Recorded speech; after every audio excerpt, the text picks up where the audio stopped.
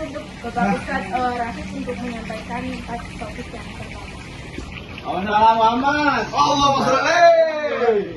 Bismillahirrahmanirrahim. Assalamualaikum warahmatullahi wabarakatuh. Waalaikumsalam warahmatullahi wabarakatuh. Alhamdulillah, nahmadu wa nasta'inuhu wa nastaghfiruh wa na'udzu billahi min shururi anfusina wa min sayyiati a'malina. May yahdihillahu fala mudhillalah wa may yudlilhu fala hadiyalah. Asyhadu an la ilaha illallah wa asyhadu anna Muhammadan abduhu wa rasuluh sallallahu alaihi wasallam. Pertama-tama marilah kita panjatkan rasa puja dan puji syukur kita atas kehadirat Allah Subhanahu wa taala yang telah memberikan kita nikmat sehingga kita dapat berkumpul pada hari ini dengan keadaan sehat walafiat. Alhamdulillah. Kedua kalinya salawat serta salam tetap tercurahkan kepada junjungan Nabi kita Nabiullah Muhammad Sallallahu Alaihi Wasallam Allahumma sholli alaihi. yang telah membimbing kita dari jalan kegelapan menuju jalan terang menderang, yakni Adinul Islam. Oke, baik. Kali ini saya akan menjelaskan tentang konsep ketuhanan dalam Islam. Yang pertama yaitu filsafat ketuhanan dalam Islam. Perkataan ilah yang selalu diterjemahkan Tuhan dalam Al-Quran dipakai untuk menyatakan berbagai objek yang dibesarkan dan dipentingkan oleh manusia. Misalnya dalam Quran surat Al-Jasiyat ayat 23 yang berbunyi fara'aita man ittakhadha ilaha hawa, yang artinya maka pernahkah kamu melihat orang yang menjadikan hawa nafsunya sebagai Tuhannya? Ya. Contoh ayat di atas menunjukkan bahwa perkataan ilah bisa mengandung arti berbagai benda, baik abstrak, yaitu nafsu atau keinginan pribadi, maupun benda nyata, yaitu penguasa yang dipatuhi dan dipuja. Untuk dapat mengerti dengan definisi Tuhan atau ilah yang tepat berdasarkan logika Al-Quran sebagai berikut. Tuhan ialah sesuatu yang dipentingkan, dianggap penting oleh manusia sedemikian rupa, sehingga manusia merelakan dirinya dikuasai olehnya. Dalam ajaran Islam diajarkan la ilaha illallah. Susunan kalimat tersebut dimulai dengan peniadaan, yaitu tiada Tuhan selain Allah. Kemudian baru diikuti dengan penegasan melainkan Allah.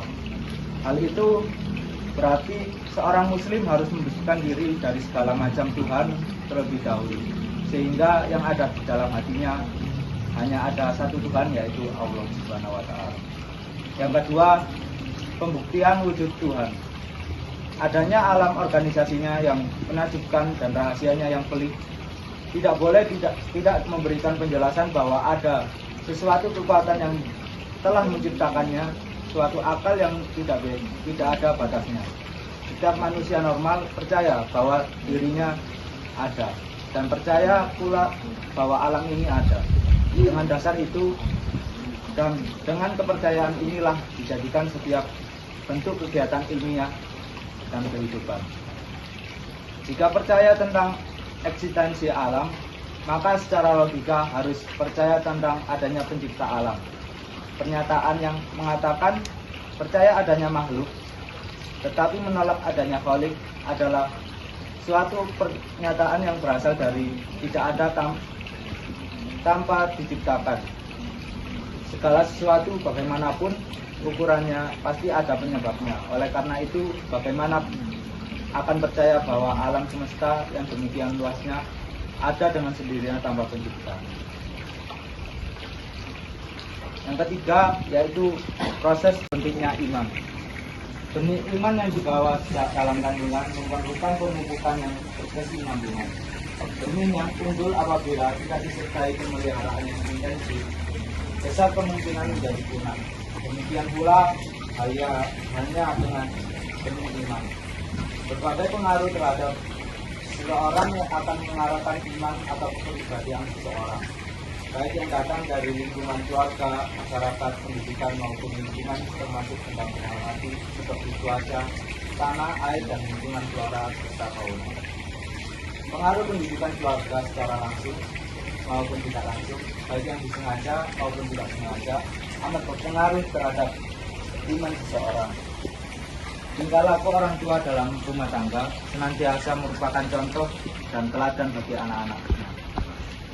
Dalam hal ini, Nabi Shallallahu Alaihi Wasallam bersabda, setiap anak lahir membawa fitrah. Orang tuanya yang berperan menjadi anak tersebut menjadi Yahudi, Nasrani, ataupun Majusi. Pada dasarnya, pembentukan iman juga demikian. Diawali dengan proses perkenalan, kemudian meningkat menjadi senang ataupun benci. Mengenai ajaran Allah adalah langkah awal dalam mencapai iman. Jika seseorang tidak mengenal ajaran Allah, maka orang tersebut tidak mungkin beriman kepada Allah. Di samping proses pengenalan, proses pembiasaan juga perlu diperhatikan.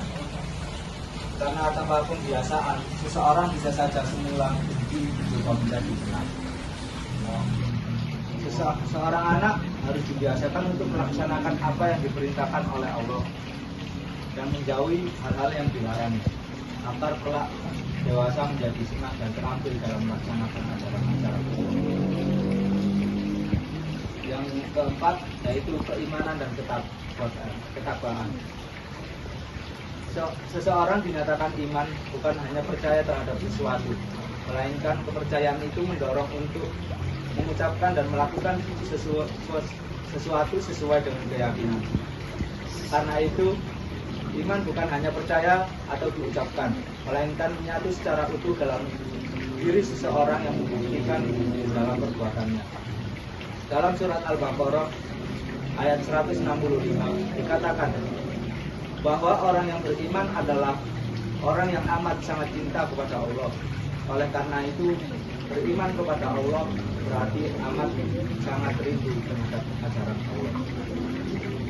Itu saja mungkin yang bisa saya sampaikan, kurang lebihnya saya mohon maaf. Bila taufik wal hidayah. Wassalamualaikum warahmatullahi wabarakatuh. Waalaikumsalam warahmatullahi wabarakatuh.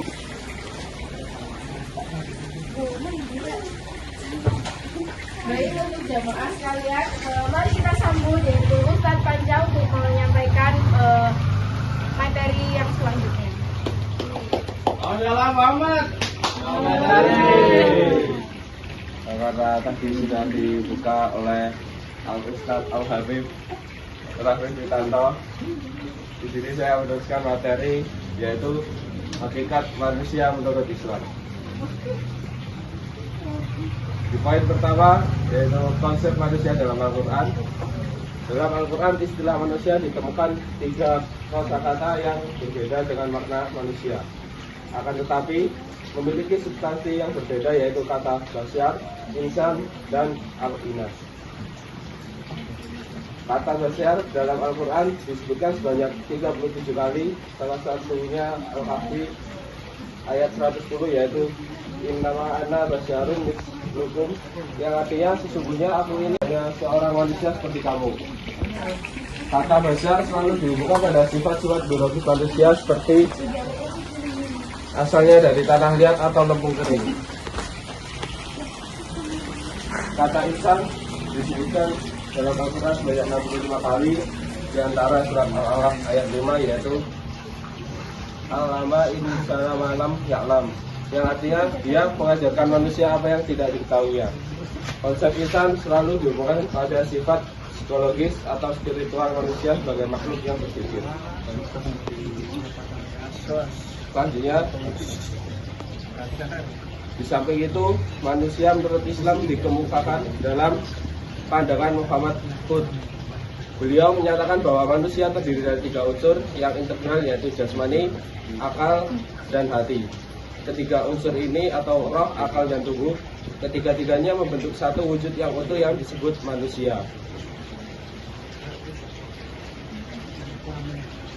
Memperhatikan hakikat manusia di atas, maka tujuan pendidikan Islam tentu tidak terlepas dari tujuan penciptaan manusia itu sendiri. Tujuan pendidikan Islam dapat dirumuskan sebagai berikut. Menurut Abdul Fattah Jalal, tujuan umum pendidikan Islam ialah terwujudnya manusia sebagai hamba Allah. Ia mengatakan bahwa tujuan ini akan mewujudkan tujuan-tujuan khusus. Islam menghendaki agar manusia dididik supaya ia mampu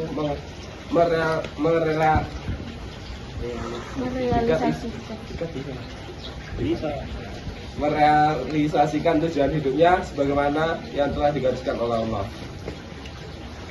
Aspek ibadah yang pertama ialah apa yang oleh fuqaha sebut sebagai ibadat, yaitu rukun Islam seperti yang disebut dalam hadis yang diriwayatkan baik dalam Bukhari maupun oleh Muslim yang berisi rukun Islam. Aspek ibadah merupakan kewajiban orang Islam untuk mempelajari agar ia dapat mengamalkan dengan cara yang benar. Yang kedua, eksistensi dan martabat manusia. Dibandingkan makhluk lainnya, manusia mempunyai kelebihan. Kelebihan itu membedakan manusia dengan makhluk lainnya. Kelebihan manusia adalah kemampuan untuk bergerak dalam ruang yang bagaimanapun, baik di darat, di laut, maupun di udara. Sedangkan binatang hanya mampu bergerak di ruang yang terbatas. Walaupun ada binatang yang bergerak di darat dan di laut, namun tetap saja mempunyai keterbatasan dan tidak bisa melampaui manusia.